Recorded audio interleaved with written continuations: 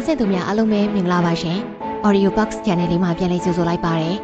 အခုတခါဖတ်ပြချင်တာလေးကတော့ဆရာခက်စောရေးသားထားတဲ့ကျိုးတစားဤဆိုတဲ့ဝတ္ထုလေးပဲဖြစ်ပါတယ်ရှင်ဒီဝတ္ထုလေးမတင်ဆက်ခင်မှာကျမတို့ရဲ့ channel လေးကိုလည်း like and subscribe လုပ်ထားခဲ့ဖို့မေတ္တာရပ်ခံပါရစေရှင်အသစ်တင်တိုင်းသိရှိနိုင်ဖို့အတွက်လည်း notification ခေါင်းလောင်းလေးကိုနှိပ်ထားခဲ့ဖို့မမေ့ပါနဲ့နော်ကျိုးဤအစအထက်မြင့်တိုက်များများပြားလာတဲ့ရန်ကုန်မြို့လယ်ကောင်ကိုလမ်းလျှောက်သွားပြီးဆိုကြပါစို့တိုက်ခန်းများရှိတိုးလိုတွဲလောင်ကျနေတဲ့ကျိုးစာများစွာတွေ့ရနိုင်မယ်ဘယ်ကျိုးသည်ဘယ်ခန်းနှင့်ဆိုသည်ကိုရုတ်တရက်ကြည့်လျင်မသိနိုင်ထိုကျိုးစာများတဲ့ကတစားကတော့ကိုမင်းတိုက်ဖြစ်ပါတယ်ကျွန်တော်ငယ်ငယ်ကလေးကမိဘနဲ့အတူမနေရဘူးအဖိုးဖွားတွေစီကံတင်ကျက်တဲ့အတော်အပြိုကြီးတွေနဲ့ကြီးပြင်းလာရတာကိုမင်းတိုက်ကို1968ခုနှစ်ဧပြီလ18ရက်နေ့မှာရန်ကုန်မြို့အလံပြဖျားလမ်းရှိအာဇာနည်တာဖွားကမ်းမှာမွေးဖွားတယ်ဖခင်ဖြစ်သူကမွန်လူမျိုးမိခင်ဖြစ်သူကရခိုင်လူမျိုးညီအကိုမောင်နှမအရင်ချလည်းမရှိမိခင်ကပညာတတ်မျိုးရိုးကျောင်းဆရာမဖခင်ကရှစ်တန်းမောင်တဲ့အပြင်တောက်တက်စားတတ်တယ်ပညာကိုဂုဏ်သိက္ခာအဖြစ်ထားတဲ့မိခင်ဘမှဖခင်နဲ့လုံးဝသဘောမတူခဲ့ပဲပြစ်ထားခဲ့တယ်သို့တော့ကိုမင်းတိုက်ကိုမွေးပြီးတစ်နှစ်နဲ့တစ်လတွင်တော့မိခင်ဖြစ်သူကဖိုးအေဖွားအေထံတွင်လာရောက်အနံခဲ့တယ်အယက်သမားဖခင်ကလေးတစ်ဖက်နဲ့ရုန်းကန်ရမည်ကျောင်းဆရာမမိခင်တို့နဲ့နေလျင်ကလေးအတွက်အစင်မပြေဖြစ်မိကိုပူပန်သောကြောင့်ဖြစ်ပါတယ်။အဲ့ဒီလိုနဲ့တစ်နှစ်နဲ့တစ်လသာကိုမင်းတိုက်ကအဖိုးဖွားမိသားစုနေထိုင်ရာဖဆပါလာတိုက်တန်းများစီကိုရောက်ရှိရလေတော့တယ်။ကျွန်တော်ကအဖိုးကိုအဖေအဖွားကိုအမေလို့ပဲသိထားတော့လူမန်းသိတဲ့စကလေးကကျွန်တော်အမေကိုကျွန်တော်အမလို့ပဲထင်ခဲ့တာ။အမေဆုံးတဲ့အထိကျွန်တော်သူ့ကိုအမေလို့တစ်ခါမှမခေါ်ခဲ့ရဘူး။အမေနာမည်ကဒေါ်ခင်ခင်မောဆိုတော့တိမ်လုံးကခေါ်တယ်လို့မော်လို့ပဲခေါ်ခဲ့တာအဖိုးဖွားဆုံးပြီးတဲ့နောက်ကိုမင်းတိုက်ကကြီးတော်ဖြစ်သူကျောင်းဆရာမအပြိုကြီးနှစ်ယောက်နဲ့အတူဖဆပါလာမှာကြီးပြင်းခဲ့တယ်ကြီးတော်နှစ်ယောက်စလုံးကဝန်တန်းမှုချို့ချို့တက်တက်နေခဲ့ရတယ်ပစိုးပြဲလျင်ကိုယ်တိုင်ချုပ်ဝေးရတယ်ဖနက်ပြက်ရင်ချိန်နဲ့တွဲစီရတယ်အဲ့ဒါအပြင်ကြီးတော်နှစ်ယောက်ကစီကံလဲကြီးတယ်ကျွန်တော်ရင်ဘတ်ထဲမှာအမွှန်းချက်ဆုံးကဝချမ်းပြကိစ္စပဲကျွန်တော်အပြင်ကပြန်လာလို့အိမ်ဝမှာဖနက်ကိုဘယ်တစ်ပတ်ညာတစ်ပတ်ချွတ်ခဲ့တဲ့ထားဒုတိယကြီးတော်ကတထွာလောက်ရှိတဲ့ဝချမ်းပြားလေးယူလာပြီးတိုင်းတော်တာဖနက်နှစ်ဖက်ကစီစီမဟုတ်ပဲတထွာလောက်ကွာနေပြီဆိုရင်တော့ကျွန်တော်ညစာငတ်ပြီးဖနက်ကိုစီစီမချို့ရင်ကျွန်တော်အတွက်ထားတဲ့ညစာကိုကြောင်ရင်ထဲတော့ခတ်ပစ်တာပဲအဲ့ဒီလိုနဲ့ညစာငတ်ပေါင်းလည်းမနေဘူးမနက်စာလည်းထိုနည်း၎င်းကိုမင်းတိုက်ကမနက်မိုးလင်းလာရင်အိမ်ရှိတောက်ရည်ဦးကိုရေဖြည့်ရပါတယ်တောက်ရည်ဦးရေဖြည့်မထားရင်သူ့အတွက်ဝဲထားတဲ့မနက်စာကိုကြီးတော်ကြီးကကြောင်ရင်ထဲထည့်တော့ခတ်ပစ်တတ်တယ်ကိုမင်းတိုက်ကလည်းကောင်းပါတယ်မနက်စာစားပြီးမှအလုံးလုံးနိုင်မယ်ဒီလိုနဲ့မနက်စာငတ်ပေါင်းလည်းများခဲ့ရတယ်တကယ်တော့ကြီးတော်ကြီးတွေကကျွန်တော်ကိုအလုံးလုံးမှရှင်းသန်နိုင်မယ်ဆိုတဲ့ give and take ကိုရိုက်သွင်းပေးနေတာဗျမနက်စာငတ်ခဲ့ရတဲ့အတွက်ကျောင်းရောက်တဲ့အခါတငယ်ချင်းတွေထံကကတ်စားရတယ်ကိုမင်းတိုက်ကခေါင်းမသလောက်စာကလည်းမတော်ညနေအထဲပါတယ်စိုးတဲ့အထဲပါတယ်ဒီလိုနဲ့9တန်းနှစ်ကိုရောက်လာပါတယ်ကျွန်တော်ကလူပြိုပေါက်ရွယ်လေးရောက်လာတော့နည်းနည်းတွေးတတ်လာပြီဖနက်ကိစ္စကိုဒီတိုင်းဆက်သွားလို့မရဘူးဆိုတာသိတယ်ဒီတော့အဖွားကြီးနှစ်ယောက်ကိုလူလဲကြမှရမယ်ဆိုပြီးကြံတယ်ကျွန်တော်အပြင်ကပြန်လာတာနဲ့ဖနက်ကိုသိချညီနေအောင်ချွတ်တယ်ဒီတော့ကြီးတော်တွေကညစာကျွေးပြီပေါ့ညစာစားပြီးတာနဲ့ထပြီးအခန်းဝါးကဖနက်နှစ်ဖက်ကိုဘယ်တရံညာတရံဖြစ်အောင်ထကန်ထုတ်ပြလိုက်တာပဲစဉ်းစားကြည့်ပါဦးကျွန်တော်ကျွေးမိခင်ကြီးနှစ်ယောက်ရှင်နဲ့ဘယ်လောက်ခံစားရမလဲကျွန်တော်စိုးခဲ့တာမာတဲ့ခေါင်းထဲမှာပုံကန်လိုစိတ်အပြည့်ရှိနေတဲ့ကိုမင်းသားကျိုးဤအရှုပ်ဖဆပါလာတိုက်တန်းမှာ PBI ဆေးဆိုင်ရှိတယ်အဲ့ဒီဆိုင်မှာကိုမီတာစင်တစ်လုံးကို3ကျပ်နဲ့85ပြားပေးလျင်လွတ်လပ်စွာဝယ်ယူလို့ရပါတယ်ကိုမီတာစင်ကချောင်းဆိုးပြောက်စေအမိခံထားတဲ့မူရည်စေဝါတစ်ခုဖြစ်တယ်9တန်းမှာကိုမီတာစင်ကိုစမြည်တယ်10တန်းမှာတော့ပုံမှန်သုံးတယ် PBI ဆေးဆိုင်ရှိကနှောက်ရိုးလက်ဖက်ဆိုင်မှာထိုင်တယ်လူကြီးပိုင်းများကဆေးကြောက်ရှူတယ်လူငယ်ပိုင်းတွေကကွန်ပျက်တယ်ထိုခေတ်ကာလကကွန်ပျူတာစင်သုံးတာကိုကွန်ပျက်တယ်လို့ဗန်စကားသုံးလေးရှိပါတယ်အဲ့ဒီတုန်းကကြီးတော်ကြီးတွေကဝန်တန်းဆိုတော့သူတို့ခွဲတန်းရတဲ့ရွှေဝါဆက်ပြာကာဘော်လစ်ဆက်ပြာတွေကိုသူတို့မသိအောင်ဖဆပါလာစေတဲ့တွားခိုးရောင်းတယ်10-15ချက်ရရင်ဘော်ဒါတွေခေါ်ပြီးကွန်ပျူတာစင်ချကြတာပဲကိုမင်းတိုက်ဟာကွန်ပျူတာစင်မိဝဲပြီး10တန်းဖြည့်တယ်ပထမတစ်နှစ်ကျတယ်ဒုတိယတစ်နှစ်ဘီလစ်နဲ့သာအောင်တယ်10တန်းကိုထပ်မဖြည့်ပြတော့ပဲဖဆပါလာတခွင်ကိုမင်းတိုက်ကလေးရိုက်တော့တယ်တူ လူတော်မောင်ရဲ့ပျက်စီးခြင်း၅ပါးကိုကြည့်မနေနိုင်တဲ့ကြီးတော်နှစ်ဦးကနောက်တစ်မျိုးစီစဉ်ရပြန်ပါတယ်။အဲ့ဒါကတော့ကိုမင်းသားရဲ့ရေတက်မှဦးလေးဝမ်းခွဲအရာရှိကြီးရဲ့အကူအညီနဲ့ပလဲနဲ့ငါဦးစီးဌာနမှာအလုပ်သွင်းပေးရန်ပဲဖြစ်တယ်။ပလဲနဲ့ငါကတင်မောပေါ်မှာကျွန်တော်6လလောက်နေလိုက်တယ်။တရားဝင်ဝန်ထမ်းတော့မဟုတ်ပဲအခုပေါ့။ကျွန်တော်တို့ကိုဘော်ဒါလို့ခေါ်တယ်။အဲ့ဒီတုန်းကတင်မောတွေကစီခိုးရောင်းစားတဲ့ခေတ်ဆိုတော့ကျွန်တော်တို့က14ရက်ငါဖမ်းထွက်ပြီးပြန်လာရင်စီရောင်းရတဲ့အထက်ကအကူတွေအတွက်တမတ်25%ဝေစုရတာဦးလေးကလည်းရေတက်ကအရာရှိဆိုတော့တင်မောကပတိန်ကလည်းကျွန်တော်ဆိုဖူးဖူးမှုတ်ထားတာပိုကောင်းပြီပေါ့မူးလိုက်ယူလိုက်ရန်ဖြစ်လိုက်နဲ့6လလောက်ကြာတော့တင်မောဘော်ကပြန်ဆင်းလာရပါလေရောလားကိုမင်းတိုက်ဖာစာပါလာကိုပြန်ရောက်လာပြီဖာစာပါလာမှာနေတဲ့စိန်ပေါ်ကျောင်းမှာဆရာဦးသိန်းကျွဲကကိုမင်းတိုက်ကိုခေါ်ပါတယ်10တန်းပြန်ဖြေဖို့အတွက်သူ့အိမ်မှာကန်သွင်းပြီးစာသင်ပေးတယ်1984ခုနှစ်မှာတော့ကိုမင်းတိုက်ရဲ့မိခင်အရင်ကညောင်လေးပင်မြို့မှာကျောင်းဆရာမကြီးအဖြစ်တာဝန်ထမ်းဆောင်ရင်ကွယ်လွန်ခဲ့ပါတယ်။ဖခင်ရောမိခင်ပါကွယ်လွန်ခဲ့ပြီးမို့မိခင်ဖြစ်သူဝဲထားတဲ့ကဘာအေးဖျားလန်အနီးမှမြေကွက်ကိုကိုမင်းတိုက်အမွေရလိုက်ပါတယ်။သူနှစ်1986ခုနှစ်မှာကိုမင်းတိုက်10တန်းအောင်ခဲ့တယ်။အမှတ်ပေါင်း392မှတ်ရပါတယ်။တင်မောသားဖြစ်ချင်တဲ့ကိုမင်းတိုက်ကယူဘဗေဒဘာသာရပ်ကိုအထူးကယူခဲ့တယ်။အဲ့ဒီခက်ကယူဘဗေဒနဲ့သင်္ချာအထူးကယူသူတွေကဒုတိယနှစ်အောင်ပြီးရင်ရေချောင်းသိပ္ပံကိုချိတ်ဆက်ခွင့်ရှိပါတယ်။ကျွန်တော်10တန်းအောင်ပြီးတက္ကသိုလ်စတက်တဲ့နေ့မှာဆေးကြောက်ဆရှူတာပဲ။ကိုမင်းတိုက်က RC2 မှာကျောင်းတက်တယ်။ဒါကြောင့် RC2 နဲ့နေတဲ့ကဘာအေးဖျားလမ်းမှာအမွေရထားတဲ့ခြံမှာသွားနေပါတယ်။မိခင်ဖြစ်သူမကွယ်လွန်မီကအဲ့ဒီခြံကိုသူ့၏အမကိုမင်းတိုက်၏အတော်မိသားစုကိုအဆောင်အဖြစ်နဲ့ပေးနေခဲ့တယ်။ဒါကြောင့်အတော်မိသားစုနေတဲ့ခြံကကိုမင်းတိုက်နဲ့မဆိုင်သလိုဖြစ်နေပါတယ်။ဘလို့ပဲဖြစ်ဖြစ်ခြံခရံကတော့ကြီးတော်ကြီးတွေကကင်ထားတာကျွန်တော်ကိုလည်းမပေးရဘူးလေအဲ့ဒီမှာကျွန်တော်ကခြံထဲမှာတက်တက်အဆောင်လေးတစ်ခုမှနေရတယ်ကျွန်တော်အတော်ရင်ရောဝမ်းခွဲညီကိုတွေကပါကျွန်တော်ကိုမကြည့်ပြူကြဘူးအဲ့ဒါကြောင့်ကျွန်တော်ကညာဘက်ဆိုရင်သူတို့အိတ်တဲ့အချိန်မှဝင်တယ်မနက်ဆိုသူတို့မနှိုးခင်ထပြီးကြောင်းသွားတယ်ကိုမင်းသားရဲ့တက္ကသိုလ်ကျောင်းသားဘဝတနေ့လျင်မဟုတ်ဘူးငါချက်ရတယ်ကျောင်းရောက်ရင်ဆေးကြောက်တွေကကျောင်းဝမှာရှိနေပါတယ်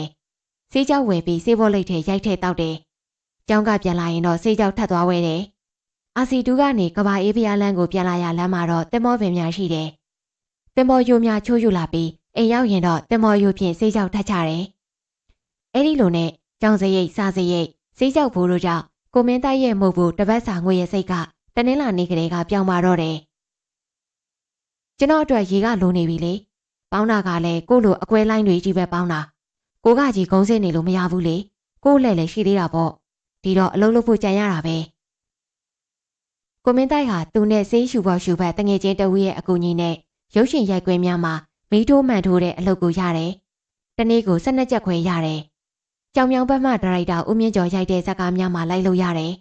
88အရေးခင်းကြီးဖြစ်လာပါတယ်ကျွန်တော်တို့ကမနှက်ဆိုရင်ကျောင်းဝရောက်ပြီးဆေးကြောင်လိုက်ဝယ်တယ်သူများတွေထိုးရေးလှဲ့တော့လိုက်သွားတယ်လမ်းမှာဝေတာတွေစားတယ်ဆေးကွဲပြီးလမ်းလျှောက်ကြတာပေါ့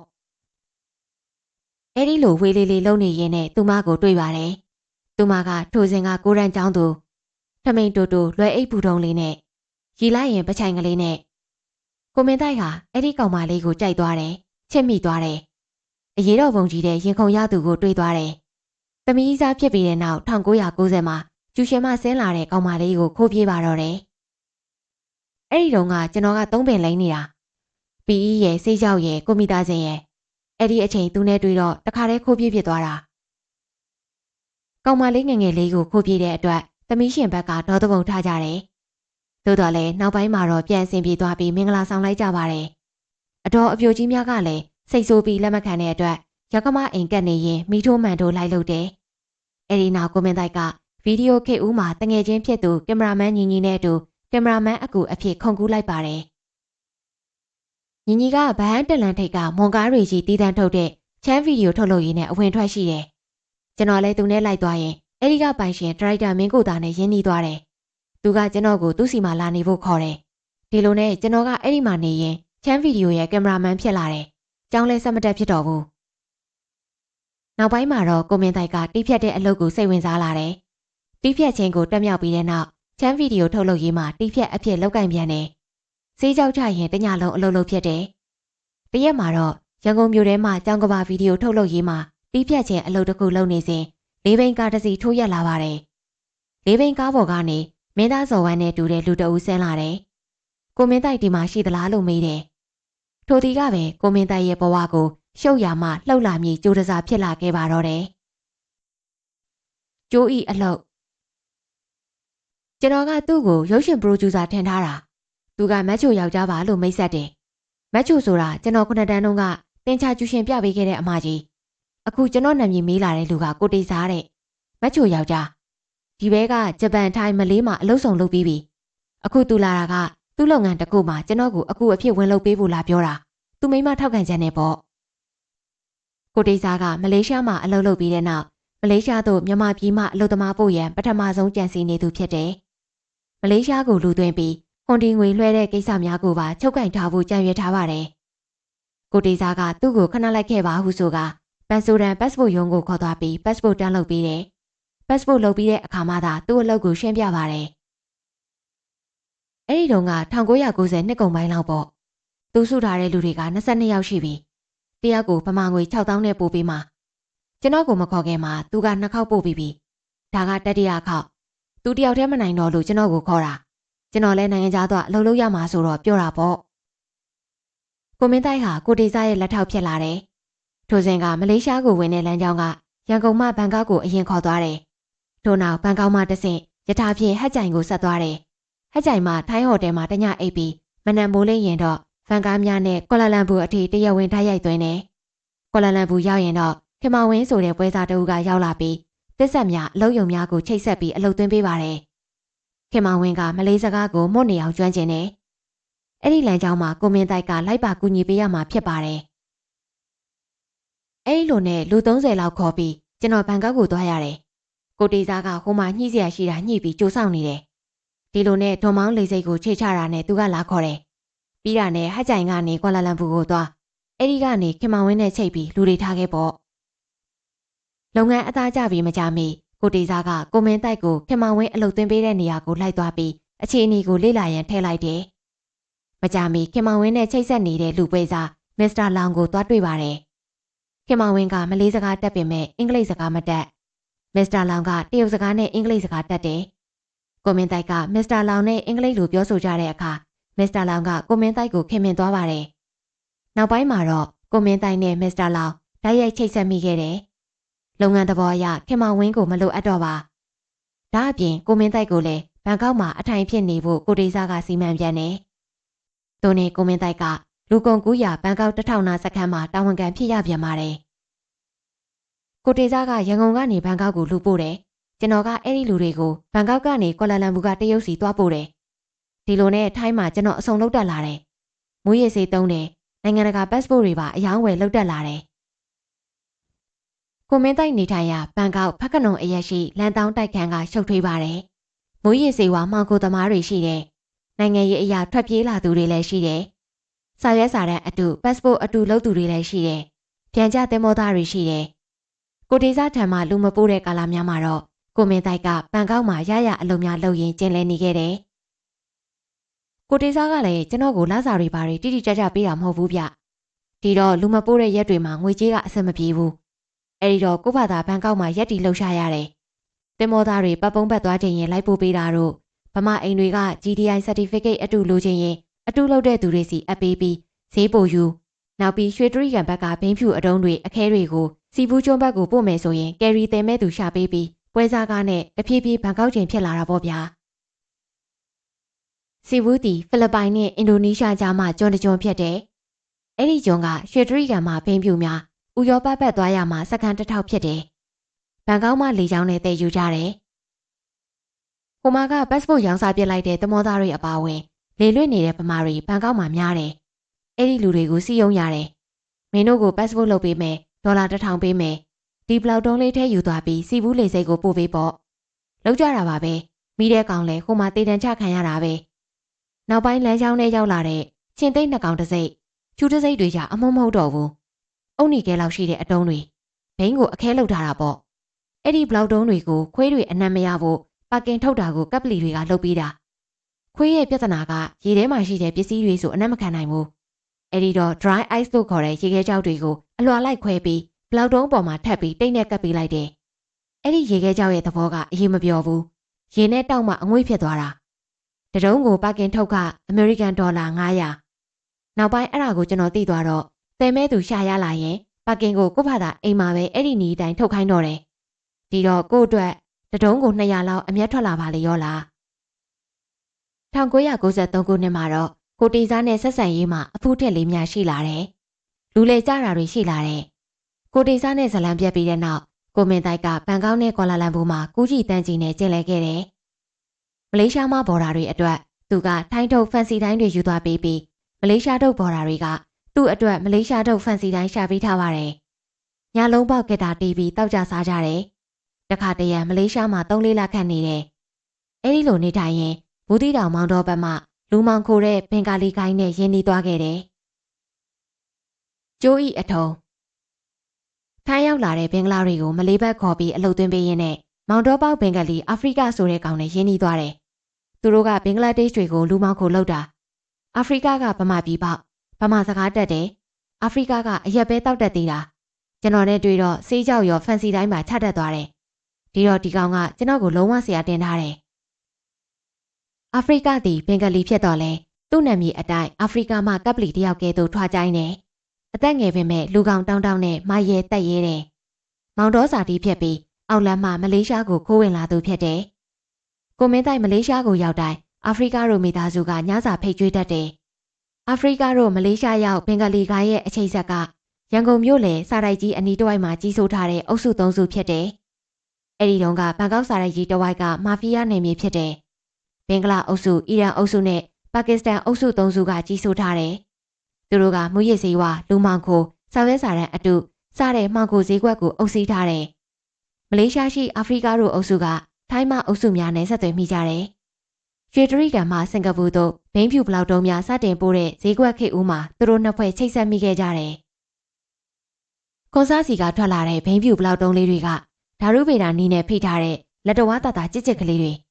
အဲ့ဒါကိုထပ်ပြီးဖြန့်လိုက်ရင်စာရေးစပွဲလောက်ဖြစ်သွားရောဗျအဲ့ဒါတွေမလေးရောက်လာရင်ဒီကောင်တွေကပောက်ကရလျှောက်ထည့်ပြီးဘလောက်တုံးဆိုရင်4000လောက်ပြန်ပွားတာအာဖရိကတို့အုပ်စုကအဲ့ဒီဘလောက်တုံးတွေကိုထိုင်းအထိဆင်းယူတယ်အဲ့ဒီတုန်းကစင်ကာပူကမလေးရှားကနေရေဝယ်နေရတယ်မလေးကနေစင်ကာပူကိုရေလွှတ်တဲ့ပိုက်လုံးကြီးတွေရှိတယ်လူတယောက်ဝစ်ပြီးကောင်းကောင်းသွားလို့ရတယ်အဲ့ဒီပိုက်လုံးကြီးတွေရေလွှတ်တဲ့အချိန်ကိုကင်နေသူကမလေးကဟိနူကလာတယောက်ပေါ့အာဖရိကတို့အုပ်စုကသူနဲ့အပေးယူလုပ်တယ်တနေ့2ကြိမ်ရေလွှတ်တော့ဂျားထဲကအချိန်မှာပစ္စည်းတွေကိုပိုက်လိုင်းကတဆင့်တဲတယ်အောက်ဆီဂျင်ဘူးတွေကြောပိုးအိတ်တွေနဲ့လေးဘက်ထောက်တွားပြီးစင်ကာပူဘက်ကိုပို့တာဟိုဘက်ကပိုက်လိုင်းအဆောင်ကိုလည်းချိတ်ဆက်ထားပြီးသားဒီကောင်တွေကအဲ့ဒီလမ်းကြောင်းနဲ့အရန်ကိုထမ်းသာလာတာကိုမင်းတိုက်ဟာထိုဒူးစရိုက်သမားများနဲ့အပေါင်းအသင်းဖြစ်တဲ့အတွက်တချို့ကိစ္စများကိုထဲထဲဝင်ဝင်သိထားတယ်တရက်မှာတော့အာဖရိကနေထိုင်တဲ့အိမ်ကိုမလေးရှား CID အဖွဲ့တချို့ဝင်ဖမ်းလိုက်တယ်အကျဉ်းပြတ်ရဲများဖြစ်တဲ့အတွက်အာဖရိကကိုဖမ်းဆီးခြင်းမပြုဘဲသူမိသားစုပိုင်ငွေကြေးများနဲ့လက်ဝတ်လက်စားများကိုသာချိန်ချောက်ပြီးသိမ်းယူသွားခဲ့တယ်တိုးတိုးတိတ်တိတ်နေထိုင်ပါလျက်နဲ့သူတို့အကြောင်းကိုရဲများသိသွားတဲ့အတွက်အာဖရိကကအံ့အားသင့်နေတယ်အဲ့ဒီချိန်မှာပဲကိုမင်းတိုက်တို့ကမလေးရှားကိုရောက်ရှိနေပြီးအင်ဒိုနီးရှားတွေကိုတရားမဝင်ခိုးသွင်းပေးနေခြင်းဖြစ်တယ်ထိုကိစ္စနဲ့ပတ်သက်ပြီးရန်ကုန်လူပွဲစားအုပ်စုထဲမှတင်ထွန်းဆိုသူကပြိုင်ဘက်ကိုမင်းတိုက်ကိုအမြင်မကြည့်ဒါကြောင့်အာဖရိကအဖမ်းခံရတဲ့ကိစ္စကကိုမင်းတိုက်နဲ့ရဲများပူးပေါင်းကြံစည်ခြင်းဖြစ်နိုင်ကြောင်းဂုဏ်တိုက်လိုက်လေတယ်အာဖရိကကလည်းမလေးရှားရဲများလာဝကများနဲ့အဝင်ထွက်ရှိပြီးပေါင်းတဲ့နေသူကသူ့အကြောင်းသိအပေါင်းအသင်းများထဲမှာကိုမင်းတိုက်တာရှိတာကိုတွေးမိသွားပုံရတယ်။ကိုမင်းတိုက်ကကော်လာလမ်ပူရှိတငယ်ချင်းဖြစ်သူထွန်းထွန်းကျော်အိမ်မှာတဲကိုနေချိန်ဖြစ်ပါတယ်။ထိုအချိန်မှာအာဖရိကကကိုမင်းတိုက်ကိုညဘက်ဘီယာတိုက်ချင်တယ်လို့ဖုန်းဆက်လာတယ်။သူကကော်လာလမ်ပူတဲကဖက်ဒရယ်ရုပ်ရှင်ရုံရှိမှစောင့်နေမယ်ဆိုတော့ကျွန်တော်နဲ့ကျွန်တော်တငယ်ချင်းလဲဆိုင်ကယ်တစ်စီးနဲ့ထွက်လာလိုက်တာပေါ့။အဲ့ဒီတုန်းကကျွန်တော်တို့ကဖုန်းတွေမကင်ကြသေးပဲပေးချလေးတွေကင်တာရှိတယ်။ရဲတွေဖန်စီရဲတွေစတဲ့အခြေအနေတွေကိုသတင်းပေးတဲ့သတင်းပေးကောင်လေးအောင်ဆိုတာမြို့ထဲမှာကျွန်တော်တို့မှရှိတယ်။သူနဲ့အဆက်အသွယ်ရအောင်ပေးချတွေသုံးတာပေါ့။ပေးချတဲ့ကိုအောင်ရဲ့ miss call ဝင်လာတော့ကျွန်တော်ကဖုန်းယုံမှာဝင်ဆက်လိုက်တယ်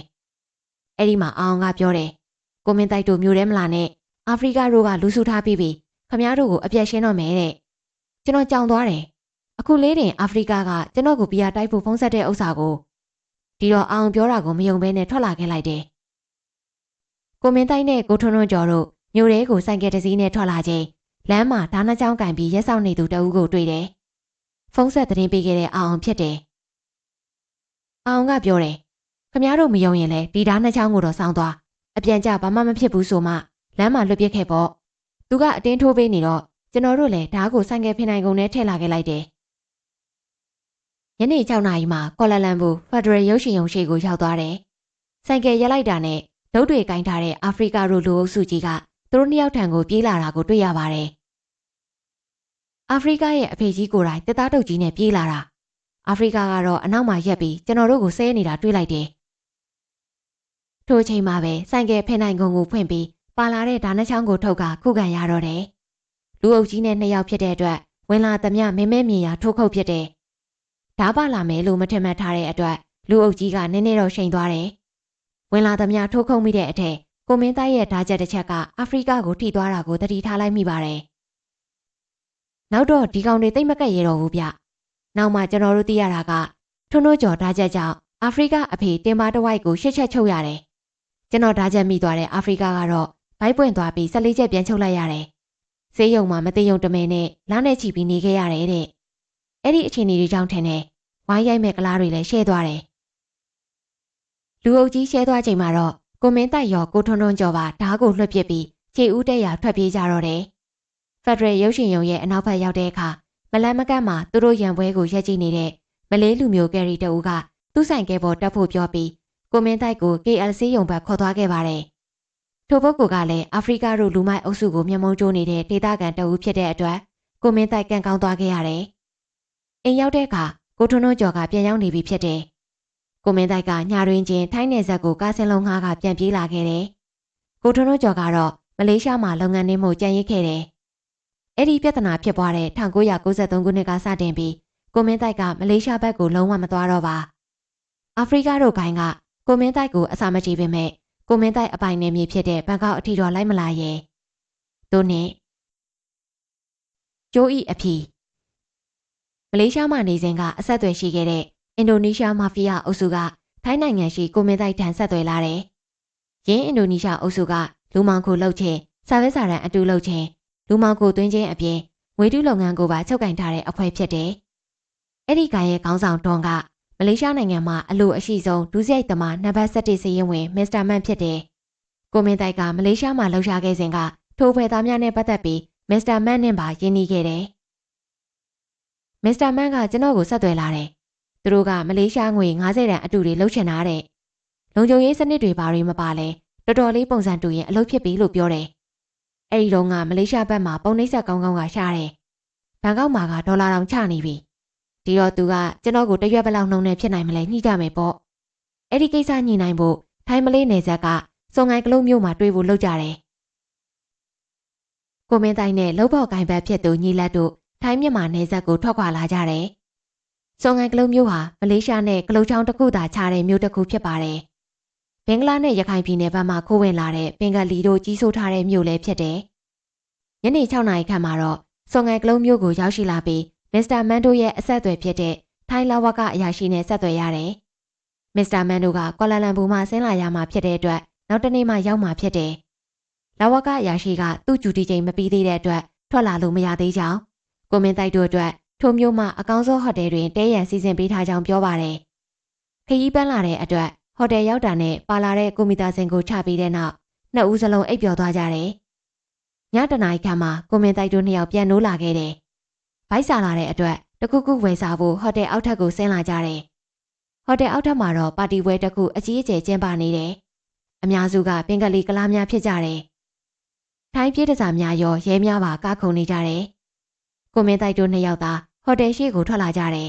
။သူတို့လောကသားများထုံးစံအရနှစ်ယောက်အတူလာပေမဲ့ဘယ်တော့မှအတူတူလမ်းတွဲမလျှောက်ကြ။တယောက်နဲ့တယောက်ခက်ခေါ်ခွာလျှောက်ကြရတယ်။ဒါမှသာအရေးကြောင်းဆိုရင်နှစ်ယောက်လုံးမထိပဲတယောက်ကကူညီဖို့အသင့်ဖြစ်နေမှာဖြစ်တယ်။ဟိုတယ်အပြင်မှာရှိတဲ့ 7-Eleven ဆိုင်ကိုသွားရမှာကိုမင်းတိုက်ကရှေ့ကလျှောက်တယ်။ကိုညီလက်ကခလန်းလန်းမှပါလာတယ်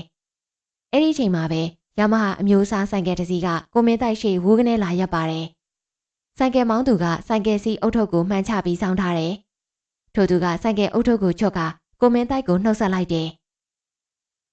အပိုင်ဆလမ်ပါ လွန်ခဲ့တဲ့နှစ်ကကွာလာလမ်ပူမှာကိုမင်းတိုက်ဓာနဲ့ထိုးခဲ့တဲ့အာဖရိကကိုမင်းတိုက်ကလမ်းဖြန့်ပြီးနောက်ဆုတ်လိုက်တယ်။အပိုင်းနဲ့ကျွန်တော်နဲ့ပြီးခဲ့တဲ့အချိန်ကဖြစ်ခဲ့တဲ့အကြောင်းတွေကိုကျွန်တော်တို့အလားရှိမှသွားတက်တည်ခံရအောင်တဲ့ဒီကောင်ကပြောတာ။ဟာကျွန်တော်တကယ်ကြောက်သွားတယ်။လိမ်မပြောဘူးဗျ။သေးတောင်ထွက်ကြခြင်းနဲ့ဒီနေရာကထိုင်းနေပေမဲ့သူတို့လူမျိုးတွေအများစုနေတဲ့နေမြေလေ။အဲ့ဒီမှာကျွန်တော်လည်းဒီကောင်ကိုပြောလိုက်တယ်။မင်းလည်းဒီလောကသားငါလည်းဒီလောကသားငါဒီမှာမနှက်ပြန်အလုပ်ကိစ္စအတွက်စကားပြောဖို့လာတာအလုပ်ပြီးမှမင်းနဲ့ရှင်းကြတာပေါ့လို့ပြောလိုက်တော့သူကလည်းကောင်းပြီအပိုင်းမနှက်ပြန်ကြအပိုင်းကိုကျွန်တော်နောက်တစ်ခေါက်လာရှာပါမယ်ဆိုပြီးဆိုင်ကယ်မောင်းထွက်သွားတယ်တကယ်တော့ကျွန်တော်ထွက်ပြေးချင်နေပြီဒီတစ်ခါမပြေးရင်သေဖို့ပဲရှိတယ်ဆိုတာသိနေပြီကိုမင်းတိုက်တို့နှစ်ဦးကိုကိုညီလက်ကမလက်မကမ်းမှကြည့်နေတယ်ကိုညီလက်ထံကိုသွားပြီးအခြေအနေပြောပြပါကမစီမဆိုင်ကိုညီလက်ပါအသက်ခံရတော့မယ်အခြေအနေကကြောင်ပိတ်မိနေပြီဖြစ်တဲ့အတွက်ကိုမင်းတိုက်ကခြေဦးတဲရာလျှောက်တော့တယ်တမက်တိုင်ကန်လမ်းလျှောက်ပြီးချိန်မှာတော့ကားတစ်စီးထိုးရက်လာပြီးလူ15ယောက်ခန့်ဆင်းလာကြတယ်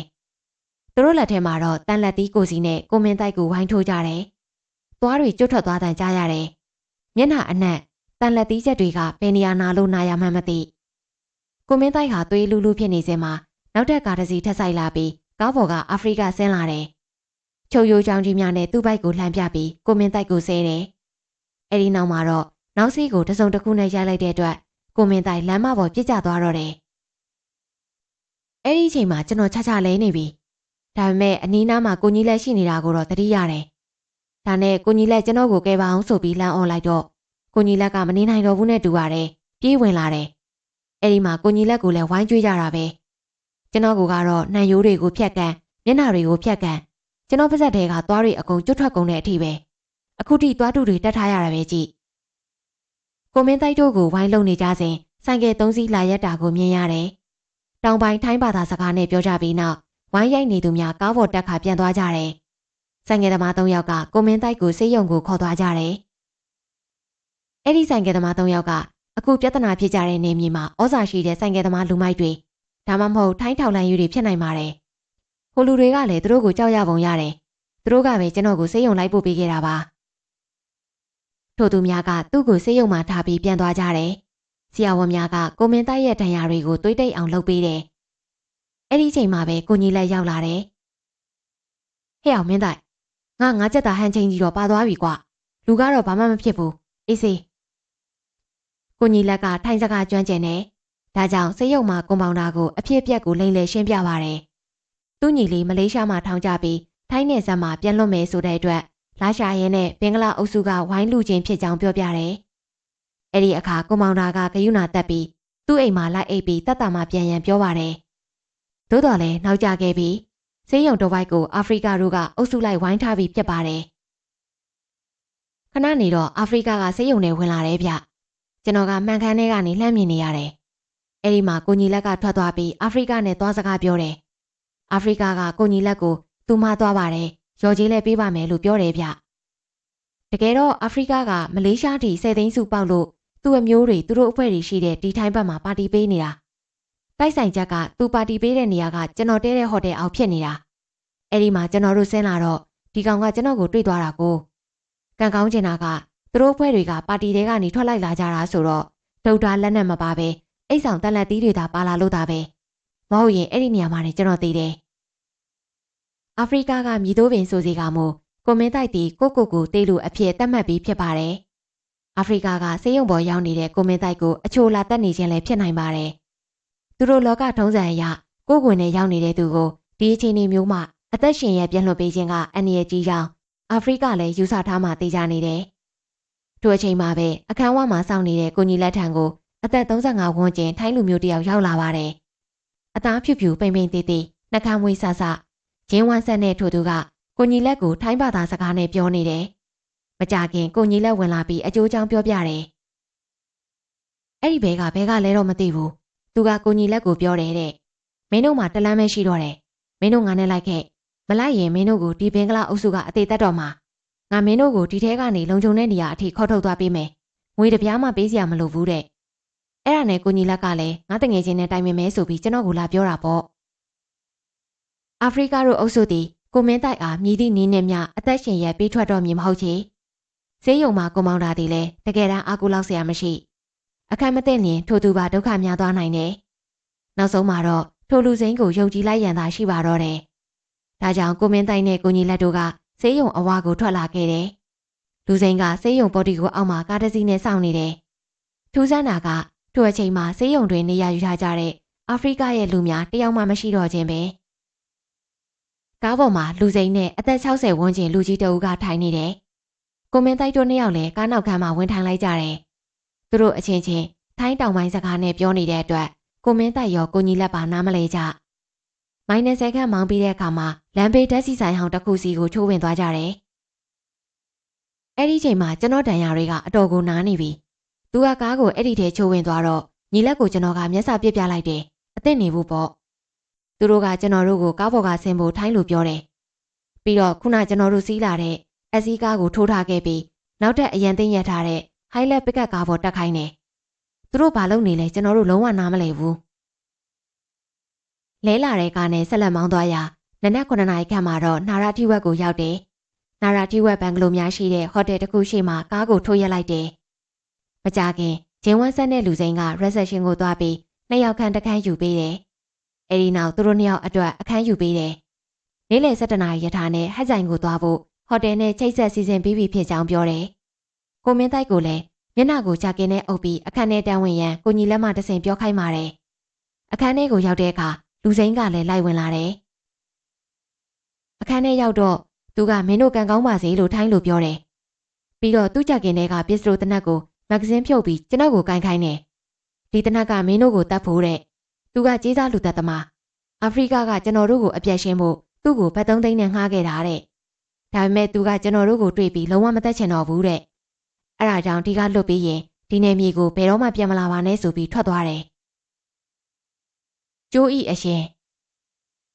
်ဘန်ကောက်ပြန်ရောက်လာတော့ကိုကြီးလက်အိမ်မှာနေတယ်။မျက်နှာအယောင်ကျသွားတဲ့အထိဆောင်ပြီးရန်ကုန်တစ်ခေါက်ပြန်ပြီးသွားတွေကျွတ်ထွက်သွားတဲ့အတွက်သွားတွေပြန်ဆိုင်ရတယ်။နောက်ထိုင်းကိုပြန်ပြီးအလုံးစလုံးဖြစ်တယ်။ကျွန်တော်အဲ့ဒီလိုဖြစ်တယ်ဆိုတော့ဒီဘက်ကအုပ်စုတွေကအာဖရိကတို့အုပ်စုကိုပြန်စော်ဖို့ပြောကြတယ်။ဒါပေမဲ့ဆေးရုံပေါ်မှာကလေးကကျွန်တော်ကသူတို့ကိုကလေးစားပြတ်မချေဘူးဆုံးဖြတ်ခဲ့ပြီးပြီ။ထိုင်းနိုင်ငံမှာနေထိုင်စဉ်အတွင်းကိုမင်းတိုက်ကကွန်ပျူတာပညာကိုပြန်လေ့လာတယ်။မကောင်းမှုဒုစရိုက်အလုပ်များနဲ့ကင်းအောင်နေပြီးအခြားအလုပ်များကိုလုပ်တယ်။တငယ်ချင်းများနဲ့စုပြီးအိမ်တစ်လုံးငှားကဗမာအလုပ်သမားများအတွက်တဲခိုအိမ်ကလေးဖွင့်လိုက်တယ်။စီးပွားရေးအဆင်ပြေလာတယ်။ဇနီးဖြစ်သူကလည်းထိုင်းတို့လိုက်လာတယ်။ဘဝကမတည်ငြိမ်သေးတော့သားသမီးလည်းမယူပြကြသေးပေ။1990မှာကျွန်တော်ရန်ကုန်ကိုခဏပြန်လာတယ်။ passport ရုံးပေးနာကဘီယာဆိုင်မှာကိုတေးစားနဲ့ကျွန်တော်ထိုင်နေတော့မတူကားတစ်စီးထိုးဆိုင်လာတယ်။ကားအလုံးကပါကင်ထိုးရင်ဖင်းနဲ့ထိုးတဲ့အချိန်အဲ့ဒီကားကခေါင်းနဲ့ထိုးဝင်လာလို့ကျွန်တော်တို့စိတ်ဝင်စားနဲ့ကြည့်လိုက်တယ်။ကားပေါ်ကဆင်းလာတာကအသားဖြူဖြူအမျိုးသမီးတယောက်။နောက်ထပ်ဆင်းလာတာကကော်လန်ကရုံးနဲ့ရခိုင်ပစိုးနဲ့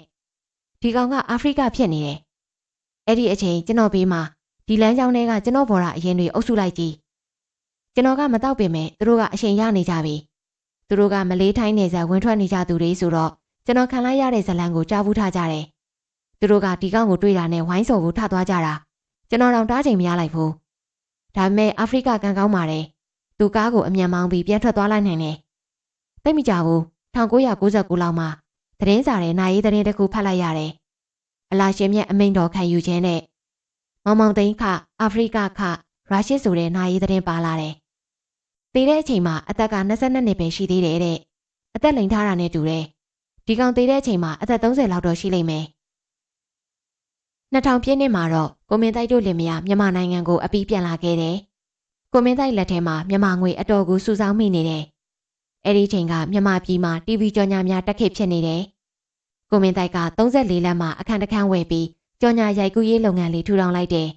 ။သို့တော့2001ခုနှစ်မှာတော့နောက်ထပ်ပြဿနာတစ်ခုကြုံလာရတယ်။မြန်မာထိုင်းမလေးနယ်စပ်မှာလူကုန်ကူးမှုများနဲ့ပတ်သက်ပြီးအမေရိကန်မှអော်လာတဲ့အခါအဆိုပါ case များကိုပြည်ထရေးမှမကိုင်တော့ပဲစစ်ထောက်လှမ်းရေးကိုလွှဲပေးလိုက်တယ်။ရခိုင်ကထိုနိုင်ငံများတွင်နံပြည်ပေါက်ရှိသူများကိုထောက်လှမ်းရေးခုနှစ်ကလိုက်ဖမ်းပါတယ်။6မိုင်ခွဲရှိ passport အတုပွဲစားကိုဖမ်းတယ်။ထို့သူကဘန်ကောက်စာရွက်စာတမ်းအတုလောကမှာထိပ်သီးဖြစ်တယ်။ကိုမင်းတိုက်ကသူ့ကိုအကူအညီပေးဘူးတယ်။ရန်ကုန်မှာအခြေချပြီးတဲ့နောက်ကိုမင်းတိုက်နဲ့အဆက်ဆံရှိပြီးကိုမင်းတိုက်နေထိုင်တဲ့ရောက်ခမအိမ်ကိုဝင်ထွက်ဘူးသူဖြစ်တယ်။သူ့ကိုဖမ်းဆီးမိတဲ့အခါကြောက်လန့်ပြီးကိုမင်းတိုက်နာမည်ကိုပြောလိုက်တယ်။2002ခုနှစ်မှာတော့ ထောက်လန်ကြီးကကိုမင်းတိုက်ရဲ့ရောက်ကမအိမ်ကိုဝင်ရှာတော့တယ်။အဲ့ဒီချိန်မှာကိုမင်းတိုက်ကတရင်ရပြီးဖြစ်တဲ့အတွက်လင်မယားနှစ်ယောက်ကားတစ်စီးနဲ့မြမပြည်အနှံလျှောက်ပြေးပါတော့တယ်။ရေရှည်တင်းရှောင်ဖို့မဖြစ်တဲ့အတွက်ဇနီးဖြစ်သူကိုရန်ကုန်မှာဝင်ပို့ခဲ့ပြီးတဲ့နောက်ကြိုက်ကြီးဆောင်ကိုသွားကရဟန်းခံခဲ့တယ်။တလကြော်ကြာရဟန်းဝစ်ပြီးနောက်လူထွက်လာခဲ့တယ်။မြမဝမ်းခွဲနဲ့ဇနီးဖြစ်သူတို့လိုက်လာပြီးမင်းမျိုးမှညီဝမ်းခွဲဖြစ်သူရဲ့ခြံမှာသွားရောက်တင်းရှောင်ခဲ့တယ်။မကြမီကိုမင်းတိုက်ကရန်ကုန်မှကိုတေးစားနဲ့ချိတ်ဆက်ကြည့်တယ်။ကိုတေးစားကထောက်လန်းရေးများနဲ့ရင်းနေတဲ့အတွက်စုံစမ်းရာကိုမင်းတိုက်အမှုတွေကိုထောက်လန်းရေးကပိတ်လိုက်ပြီးဖြစ်ကြောင်းသိရတယ်။ဒါပေမဲ့ကိုမင်းတိုက်ကရန်ကုန်ကိုမပြန်ဖြစ်သေးပဲလောက်ကင်ဘက်မှာတစ်နှစ်ခန့်သွားရောက်နေထိုင်ခဲ့တယ်။ရန်ကုန်ကိုခဏပြန်ပြီးတဲ့နောက်ဘန်ကောက်ကိုပြန်တက်ခဲ့တယ်။ဘန်ကောက်ကိုရောက်ချိန်မှာတော့ DVB မှာ3နှစ်ခန့်ဝန်ထမ်းအဖြစ်ဝင်ရောက်လုပ်ကင်ပြီး2010ခုနှစ်မှာတော့မြန်မာပြည်ကိုပြန်လာခဲ့ပါတယ်။ကျိုးကိုမင်းတိုက်ရိုက်ကူးခဲ့ပြီး2012ခုနှစ်လွတ်လပ်သောရုပ်ရှင်ပွဲတော်မှာအကောင်းဆုံးဇလန်းတိုဆုရခဲ့တဲ့ဇလန်းတိုလေးတစ်ပုဒ်ကိုမင်းတိုက်ရဲ့ကျိုးသည်ရခင်လိုရှုပ်ထွေးမနေကျိုးသည်ရခင်လိုချီနှောင်မနေကျိုးသည်ရခင်လိုတင်းကျပ်မနေကျိုးသည်ရခင်လိုပူလောင်မနေကျိုးသည်ရခင်လိုအထုံးတွေရှိမနေအခုတော့ကျိုးသည်လောဘဒေါသမောဟများကိုတတ်နိုင်သမျှဝေဝေးကကွင်းရှောင်ရင်းကဘာအေးဖျားလက်အနီးမှကွန်ဒိုတိုက်ခန်းကျဲကြီးမှာသူယုံကြည်ကိုးစားသောဓမ္မတရားနှင့်သူဝါသနာပါသောအကြောင်းအရာများနှင့်ပချိုင်အကြီးကြီးပါသောချစ်စနီးနှင့်မစ္စတာဘီအမိရသောခွေကလေးတစ်ကောင်နှင့်ထိုးသောကျွန်တော်တို့ဤဇလိုက်ကျော်ကြီးကိုမင်းတိုက်သည်ဒိန်ကျင်လေးတောက်ဂူရာဂါရန်လေးညင်းစိကရက်လေးဖွာရင်ငိမ့်ချမ်းစွာနေထိုင်လျက်ရှိပါတယ်။ခက်စောအခုဖတ်ပြခဲ့တာကတော့ဆရာခက်စောရေးသားထားတဲ့ကျိုးတစားဤဆိုတဲ့ဝတ္ထုလေးပဲဖြစ်ပါတယ်ရှင်။တုတ္တရတစာပေများကိုအပတ်စဉ်တင်ဆက်ပေးမှာဖြစ်လို့ Audio Box Channel လေးကိုလည်း Like and Subscribe လုပ်ထားခဲ့ဖို့မမေ့ပါနဲ့နော်။ Audio Box လေးတွေနားထောင်ရင်ဘဝအမောတွေပြပြောက်ပြီးတာယာတဲ့အချိန်လေးပိုင်ဆိုင်ကြပါစေရှင်။